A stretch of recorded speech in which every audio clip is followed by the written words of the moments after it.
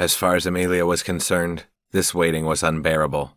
The women had been playing cards, switching up people, having tea or coffee, and still there was no news.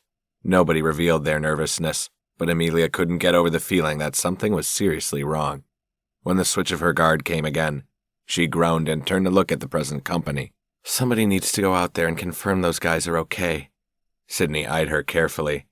Nobody's more capable of being out there than those guys. Amelia swallowed and nodded. I could go. You could go, but do what?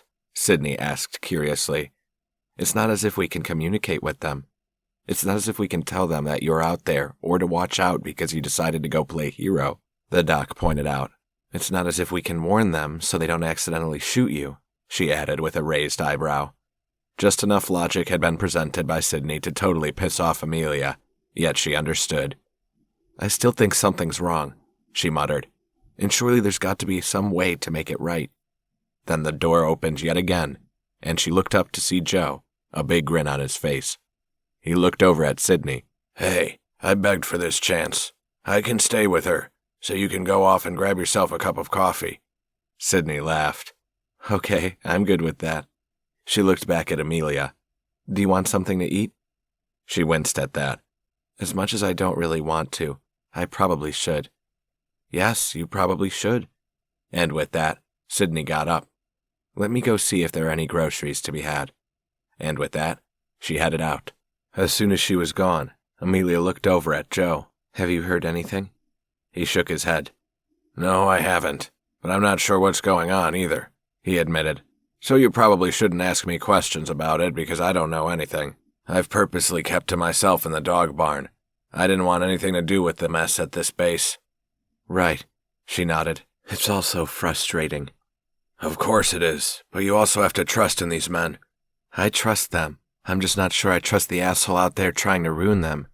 He looked at her in surprise. It seems I'm not privy to any current information. She backed off at that and nodded lightly. I am a little confused, though, about something else. Sandrine mentioned that you want to spend some time with your wife, but I thought your wife had passed away. He looked at her for a long moment. When did you hear that? She frowned and then thought about it.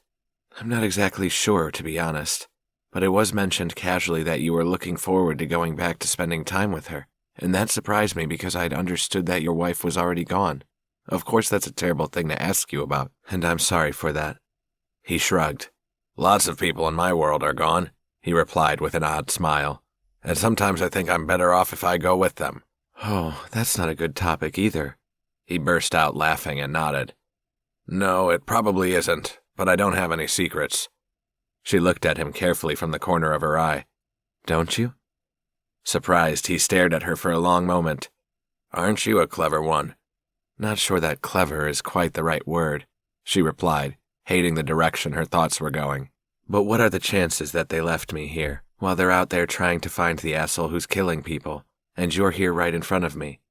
He stared at her for a long moment, but she could glean absolutely nothing from the look in his eyes. He gave her a bright smile and chuckled lightly. You're partially right. I'm not killing anybody here, but neither have I done anything to stop it.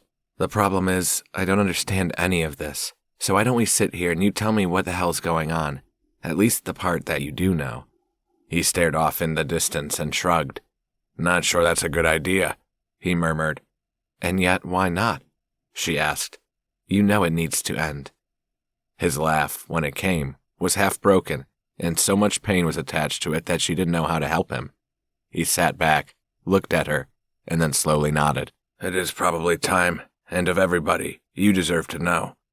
She let out a slow, deep breath, still not exactly sure what she'd triggered here.